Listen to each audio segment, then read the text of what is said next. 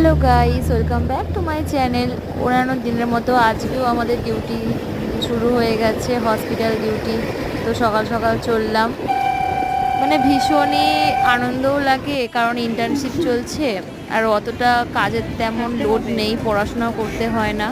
শুধু মানে যা শিখেছি, যা পড়েছি, যা জানি সেগুলো শুধু মানে ইমপ্লিমেন্ট করতে হচ্ছে। যা জানি দিদিদের হেল্প করি আমরা হসপিটালে।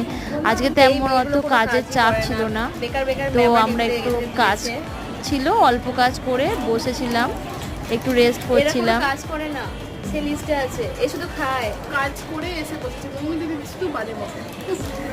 আর আর এ তো এক নম্বরে থাকি আজ